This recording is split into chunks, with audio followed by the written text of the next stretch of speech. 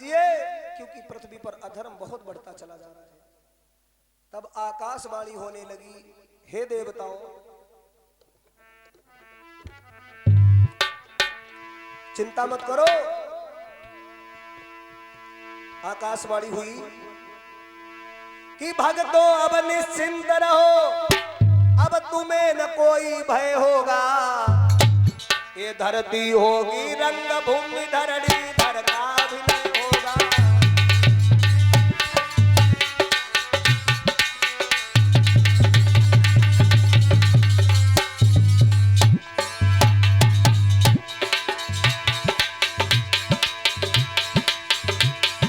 धरती मेरी प्यारी धरती, मैं तेरा ताप मिटाऊंगा।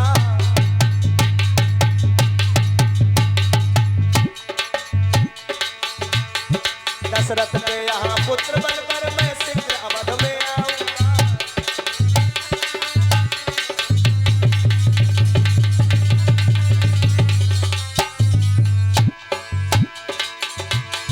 ब्रह्मा ने कहा बधाई हो, ब्रह्मा ने कहा बधाई हो, भगवान अवध में आते हैं।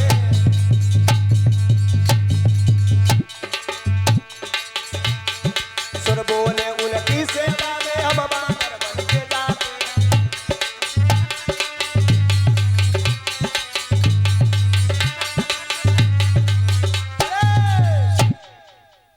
ब्रह्मा ने कहा बधाई हो, भगवान अवध में आते हैं।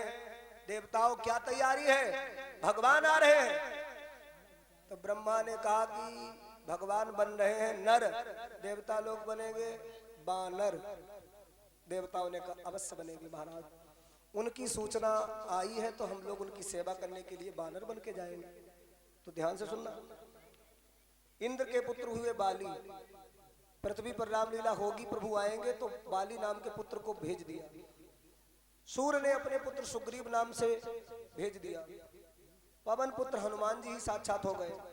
अग्निदेव के पुत्र है नील, जो इस पृथ्वी पर पहले ही आ गए, किष्किंधा में रहने लगे। बृहस्पति के पुत्र है तार बानर, अश्विनी कुमार के पुत्र है मैद और द्विविद नाम के बानर, कुबेर के पुत्र है गंधमादान, और सुषेण के पुत्र है परंजय। इस प्रकार से ये सब महाराज आ गए। ध्यान से सुनना, राजा दशरथ ये महाराज कितने ही प्रभावशाली राजा हैं, और राजा दशरथ का वंश कितना पवित्र है, थोड़ा एक झलक देखते हैं। देखिए कितनी पीढ़ी बाद राजा दशरथ भये। भगवान नारायण थे, नारायण के पुत्र हुए ब्रह्मा, ब्रह्मा के पुत्र हुए महाराज मरीचि, मरीचि के पुत्र हुए कश्यप ऋषि, और कश्यप ऋषि की 13 पत्नियां थी। दिति, अदिति, दनु, काष्टा, सुरसा, इला, बिनता, कंद्रु। ये महाराज दिति की ही पत्नियां हैं सब। तो उनके द्वारा जो दिति नाम की पत्नी है, उनसे जितनी संतानें वही सब दैत्य हो गई, राक्षस हो गई। जो अदिति है उनके द्वारा जितनी संतानें वही सब देवता आदित्य हो गए। अब इन्हीं के पुत्र हुए सूर्य, और सूर्य के पुत्र हुए श्राद्ध देव, श्राद्ध देव के पुत्र हुए राजा इक्ष्वाकु, इक्ष्वाकु के पुत्र हुए राजा विकच्छु, विकच्छु के पुत्र हुए काकुतस्थ, काकुतस्थ के पुत्र हुए राजा इंद्रवाह, राजा इंद्रवाह के पुत्र हुए राजा अनेना, अनेना के पुत्र हुए विश्वरंधी, विश्वरंधी के पुत्र हुए चंद्र, चंद्र के पुत्र हुए युवनाश, युवनाश के पुत्र हुए महाराज युवनाश जो राजा हैं उनके पुत्र हुए शाश्वत, शाश्वत के पुत्र हुए राजा बृहद्रश्य, राजा बृहद्रश्य के पुत्र हुए राजा कुबलाश, राजा कुबलाश के पुत्र हुए राजा दृढ़स्य, राजा दृढ़स्य के पुत्र हुए राजा हरस, राजा हरस के पुत्र हुए राजा निकुंभ, राजा निकुंभ के पुत्र हुए राजा बृहणस्य, राजा बृहणस्य के पुत्र हुए राजा कृताश, राजा कृताश के पुत्र हुए राजा महाराज कृताश के पुत्र राजा सैनजित हुए, और राजा सैनजित के पुत्र हुए महाराज राजा युवनाश, युवनाश के पुत्र हुए मानधाता, और मानधाता के पुत्र हुए महाराज पुरुकुत्स, पुरुकुत्स के पुत्र हुए त्रिशदायु, त्रिशदायु राजा के पुत्र हुए अनरण, अनरण के पुत्र हुए महाराज हरस, हरस के पुत्र हुए अरुण, अरुण के पुत्र हुए महाराज सत्यव्रत जिन्हें त्रिशंकु भी कहा गया, उन्हीं राजा सत्यव्रत के पुत्र हुए राजा हरिश्चंद्र। हरिश्चंद्र को भला कौन नहीं जानता, जो धर्म के पीछे काशी के बीच बजरिया में पत्नी बच्चे के साथ बिक गए, इतना धर्म को मानते थे। उन्हीं राजा हरिश्चंद्र के पुत्र थे रोहित, रोहित के पुत्र हुए राजा हरित, राजा हरित के पुत्र हुए राजा चंप, राजा चंप के पुत्र हुए राजा सुदेव, राजा सुदेव के पुत्र हुए राजा विजय, राजा विजय के पुत्र हुए राजा भरुक, राजा भरुक के पुत्र हुए राजा ब्रक, राजा ब्रक के पुत्र हुए महाराज राजा बाहुक, और बाहुक के पुत्र हुए महाराज राजा सगर, राजा सगर के पुत्र हुए असमंजस, असमंजस के पुत्र हुए अंशुमान, अंशुमान के पुत्र हुए राजा दिलीप, राजा दिलीप के पुत्र हुए राजा भगीरथ, भगीरथ के पुत्र हुए महाराज श्रुत, श्रुत के पुत्र हुए नाभ, नाभ के पुत्र हुए राजा सिंधुदीप, राजा सिंधुदीप के पुत्र हुए राजा आयुतायु, फिर इनके पुत्र हुए राजा ऋतुपर्ण, राजा ऋतुपर्ण के पुत्र हुए सुदास, राजा सुदास के पुत्र हुए राजा असमक, राजा असमक के पुत्र हुए राजा मूलक, राजा मूलक के पुत्र हुए राजा नारी कवच, नारी कवच के ही आगे चल करके राजा एडबिड हुए, एडबिड के पुत्र हुए विश्वसाह, विश्वसाह के पुत्र हुए राजा खट्वांग, राजा खट्वांग के पुत्र हुए राजा दीर्घबाहु, जिन्हें द्वितीय दिलीप कहा गया। इन्हीं द्वितीय दिलीप दीर्घबाहु के पुत्र हुए राजा रघु, और राजा रघु के पुत्र हुए राजा अज, और राजा अज के पुत्र हुए राजा दशरथ। मेरे भगवत प्रेमियों, दशरथ इनका नाम कैसे पड़ा, इसके पीछे बहुत बड़ी कथा है। हालांकि उसका प्रमाण न होने के कारण हम वो कथा आपके बीच में नहीं रखेंगे। कई पुस्तकों को मैंने खगाला, राजा दशरथ के जन्म की कथा लोग बताते हैं कि महाराज इनके जो, चलो संक्षेप में बता ही देते हैं, जो अज थे ना, ये बड़े ब्राह्मण भक्त थे, तो इनके कोई संतान नहीं थी। जब संतान नहीं थी तो विद्वानों से पूछते हैं कि घर में संतान कैसे होएगी, थोड़ा सा बता दीजिए। लोगों ने कहा भंडारा करो, पूजा पाठ करो, दान दक्षिणा दो महात्मा ब्राह्मणों को, भगवान की कृपा से दान मतलब हो जाएगी संतान। तो खूब महाराज खजाने से भंडारा चलवाया, खूब दक्षिणा और महाराज पूजा पाठ में ध्यान दिया। समय बहुत गुजरता चला गया। एक बार ब्रह्मा जी साक्षात महात्मा बन करके राजा अज के द्वारे पर पहुंचे। अज ने देख करके ब्राह्मण को शीश झुकाया, चरण धो करके महाराज है सुंदर सा आसन लगा दिया, विराजमान हो गए। बोले महाराज भोजन कर लीजिए। तो महात्मा ने कहा हम भोजन नहीं करेंगे, तुम्हारा राजपाट है, तुम्हारे पास में जितनी भी संपत्ति है वो सब विरासत में तुम्हें मिली है, हम तुम्हारे यहाँ का एक तिनका भी नहीं खा सकते। यदि तुम्हें कुछ दान करना है, कुछ खिलाना पिलाना है, तो अपनी कमाई का कुछ दान करो। तुमने अपनी कमाई से तो किसी को अभी तक नहीं कुछ दिया। राजा ने कहा ये तो सत्य है, मैंने खून पसीने से कोई मेहनत नहीं की है, मेरे खजाना में भरा है, एक कर के रूप में इकट्ठा होता है, हम सभी को लुटा देते हैं। तो दान तुम्हें हम देंगे, चिंता मत करो महात्मा, हम अपनी कमाई का देंगे, चिंता ना करें, आप मेरे राज्य में रहिए, हम कमाने जा रहे हैं। अब देखो एक बात बताएं, कोई भी राजा अपनी प्रजा में काम ढूंढे, राजा से कौन काम कराएगा? तो राजा महाराज बहुत दुखी हुए, कोई काम को नहीं कहता है, कोई काम कराता नहीं है। धीरे धीरे धीरे धीरे बहुत दूर निकल गए, अपने राज्य की सीमाओं से भी महाराज बाहर जब पहुंचे हैं, एक भड़भोजे का भार देखा झोंकते हुए उसे, उससे कहा भैया आप हमें कोई काम दे दो। तो उसने कहा काम तो है, लेकिन उसे मालूम नहीं है राजा है, नहीं तो वो भी काम नहीं देता। उसने कहा 2 गठरी सूखे पात बनी से 7 बीन के लाना, फिर मिली है तुझको भोजन रे के तब मिली है एकुआना।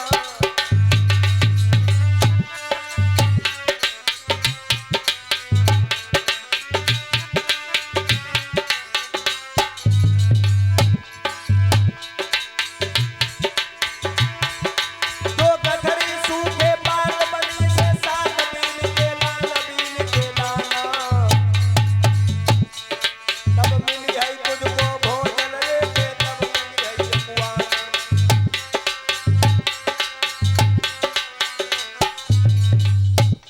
राजा ने महाराज काम स्वीकार कर लिया। अब पत्ते बीन के लाते हैं, उस भटभुजे का भार झोंकते हैं। 1 महीना काम किया और काम करने के बाद भैया उससे कहा कि अब हमारा जो कुछ हिसाब हो दे दीजिए।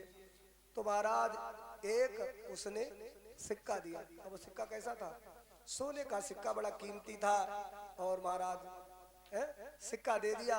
राजा अज ने अपने मस्तक से लगाया, लेकर के महाराज आए, महात्मा के चरणों में मस्तक झुका दिया। बोले महाराज बहुत मेहनत से धन कमाया जाता, आज मुझे पता लगा। हम तो राजा थे, खजाना में कह देते थे दे दो, इतना दे दिया जाता था। मुझे मालूम है 1 महीना की कीमत है, मैंने मेहनत बहुत की है। आहा, उसी समय वो सिक्का ब्राह्मण के हाथों में आया। ब्राह्मण ब्रह्मा ही थे, आशीर्वाद दे दिया, जाओ तुम्हारी मनोकामना सफल होगी।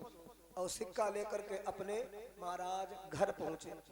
जब घर पहुंचे तो उनकी पत्नी जो थी ना ब्राह्मणी, महाराज में तो बहुत ज्यादा रुष्ट बैठी। आज राजा अज के द्वारे पर गए, दुनिया जा तुरंत भोजन खाते, दक्षिणा ले घरे लौटे। 1 महीना लगा दो, 1 महीना काला है? उनने कही ऐसी कीमती चीज लाए हैं, तुम देखोगी तो खुश हो जाओगी। पत्नी बोली लाओ। ब्राह्मणी ने क्या किया, ऐसे हाथ फैलाओ, ऐसे लाओ काला है। तो उनने झोला से वह निकालो, वह ये सिक्का रखा। उसकी प्राणी रोई गई भाई, 1 महीना लगाए तो जब ये सिक्का मिलो का करे सो। 1 महीना से भूखी सी बैठी हम, और महाराज वो सिक्का लो और ऐसे वो जाकर के महाराज घूरे में गिरा। कहा कि देवी तुमने क्या कर डाला? एक राजा चक्रवर्ती सम्राट के 1 महीने की कमाई थी, तुमने फेंक दिया, अच्छा नहीं किया। बड़ी देर बाद में होश आओ तो कहने लगी हाय राजा आज की कमाई थी, चलो ढूंढ के लाती है। अब महाराज दोनों लोग पति पत्नी ढूंढने के लिए गए। सिक्का थोड़ा सा दिखाई दिया और सिक्का अंदर चला गया। फावड़ा मंगाया, खुदाई की, जैसे ही सिक्का को पकड़ने चले फिर वो अंदर चला गया और खुदाई की। महाराज इस तरीका से वहां पर भूमि को खोदा गया। धीरे धीरे धीरे धीरे उसमें से वो सिक्का नहीं मिला, अन्य सिक्का मिले, सोने के चांदी के बहुत से सिक्के उसमें से मिले। खजाना निकलने लगा। खजाना निकलते निकलते वहां से महाराज कुबेर की संपदा निकलने लगी। और वहां से एक रथ निकला सोने का, लेकिन सिक्का फिर नीचे चला गया। दूसरा रथ निकला, तीसरा रथ निकला, चौथा रथ निकला। ऐसे ऐसे 9 रथ निकले। और महाराज ब्राह्मण ब्राह्मणी चकित रह गई, ये क्या लीला है। 10वां रथ जब निकला तो महाराज उस पर एक बालक लेटा मिला, उसकी हथेली से वो सिक्का ऐसे लगा है। वही सिक्का महाराज उसकी हथेली में छिपा है। देखा ये क्या है, ये तो बालक है।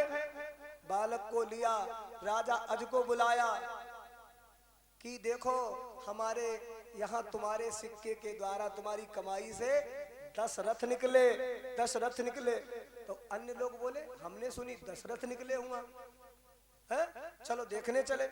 कोई कहा 10 रथ निकले, कोई कहा रहो कि नहीं बालक निकलो है 10 रथ लेके। तो भैया उस बालक को ब्राह्मण ने राजा अज को ही दे दिया। बोले इनके साथ आए 10 रथ, इसलिए इनका नाम भी रख देना दशरथ। वही हो गए 10 रथ। दशरथ चक्रवर्ती सम्राट है। और दशरथ उसको भी कहा जाता है जो अपनी 10 इंद्रियों को संयमित रह करके अपने जीवन को जिए, उसे कहते 10 रथ। इधर ये राजा अयोध्या के हैं 10 रथ, और उधर एक लंका का भी एक राजा है, वो है 10 मुख, उसके 10 मुख हैं, 10 मुंह है रावण के। एक जगह हमने ऐसे कथा सुनाई तो एक बाबा जी हमसे बोले के लल्ला का रावण के 10 मुंह रहे। तो उन्होंने कहा भाई हमें वो मिलो ना, अगर मिलो मिला हो तो फोटो वोटो खींच लेते तुम्हें दिखाते। तो बोले फिर तुम कहा तो कैसे वे 10 मुख रहे। तो हमने पुस्तक हम तो जहे लिखो है 10 मुख रहे हैं। देखो 10 मुख लिखा भी है, रामायण में लिखा है 10 मुख उसके थे, 10 सिर ताई 20 भुज दंडा, रावण नाम वीर बरिबंडा। तो हमने क्या करूँ क्या 10 मूड हो तो तुम्हें दिक्कत का है? तो भाई बाबा बोले एक बात समझ ना, मेरे आओ तुम बड़ा चक्कर में पड़े। वो लेटत कैसे हुई? या तो ऐसे सीधो चित्त लेटे रात हुई और ना पिठभरा लेटत हुई, करोट बोले नहीं पाऊत हुई। ठीक है, इतने मूड ही रखे रात हुई 2-4 घटी न। तो हमने के कई सब लेटत हुए भैया, अपनी की जिम्मेदारी हमें नहीं मालूम। बोले फिर हमारे एक बात नहीं समझ में आओ, एक तरफ होती हुई 5, एक तरफ होती हुई 4, 5 4 9 और बीच वालों 10 हुई गए। और जिधर एक ज्यादा होती हुई उधर वजन ज्यादा होती हुई, तो की गर्दन ऐसे टेढ़ी रहती हुई। तो हमने कहा देखो ये नहीं बड़ा परेशानी। तो हमने कहा बाबा जो अहंकारी होते हैं, जो धर्म संस्कृति का विनाश करते हैं, उन्हें सुख की नींद का हो तो उन्हें करबट ही लेते हुई जाती है। उनकी अहंकार के कारण गर्दन टेढ़ी ही होती है। 10 मुख से जो महाराज संस्कृति का विनाश करे, धर्म संस्कृति को नष्ट करे। रावण की बात में कोई बहुत बड़ा दम नहीं था। कभी कह देता था महात्मा भजन करो, जब महात्मा भजन करने बैठ जाते तो वो आता और उनको महाराज पकड़ पकड़ करके समुद्र में फेंक देता। तो लोगों ने कही एक मुंह वालों हो कि बात मानो, नहीं तो 10 मुंह वालों है, 10 मुंह वाले का बात मानो। बोलो गोविंद भगवान की जय। इस प्रकार से हो गया कुख्यात, राजा दशरथ है विख्यात। धीरे धीरे समय गुजरा। राजा दशरथ की 3 पटरानियां हैं। पहली रानी का नाम कौशल्या, दूसरी का नाम है सुमित्रा, तीसरी का नाम क्या है? कैकेयी। एक जगह हमने जब कथा सुनाई तो एक सज्जन हमसे बोले महाराज राजा दशरथ की ससुराल कहाँ रहा है? तो हमने कहा जई हो, रिश्तेदारी खोजत कर लेके जई नहीं बता भो। तो हमने कहा सुनो, राजा दशरथ की एक ससुराल थी छत्तीसगढ़ में, जो कौशल प्रदेश नाम की राजधानी थी। वहां के राजा थे राजा भानुमान। उनकी धर्मपत्नी का नाम था अमृत प्रभा। उन्हीं की घर में ये बिटिया जन्मी थी, नाम था कौशल्या, जिनका विवाह राजा दशरथ के साथ हुआ। दूसरी शादी राजा दशरथ की हुई कश्मीर से, कैक देश। वहां के राजा थे राजा राज सिंह, जिन्हें राजा अश्वपति भी कहा जाता है, राजा कैक भी उन्हीं को कहते हैं लोग। तो उनकी बिटिया थी राजकुमारी कैकेयी, उनके साथ विवाह राजा दशरथ का हुआ। तीसरी सुमित्रा थी। सुमित्रा के पिता का नाम था राजा प्रतिज्ञ, जो महाराज मगध की राजकुमारी थी, उनके साथ विवाह हुआ। घर में बहुत कुछ दौलत है लेकिन संतान नहीं है। कि धन धान्य पूर्ण था जन समाज, जय हो उद्योग पूर्ण जीवन भी था।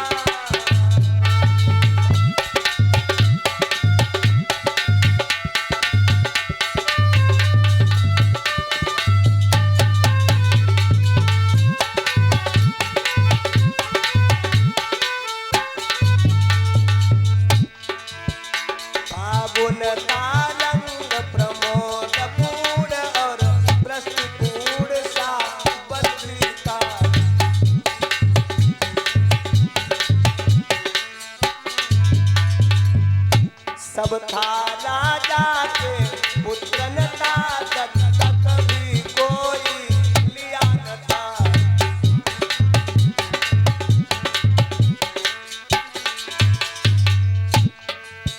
विधना ने बेटा दिया न था, घर तो था घर का दिया न था।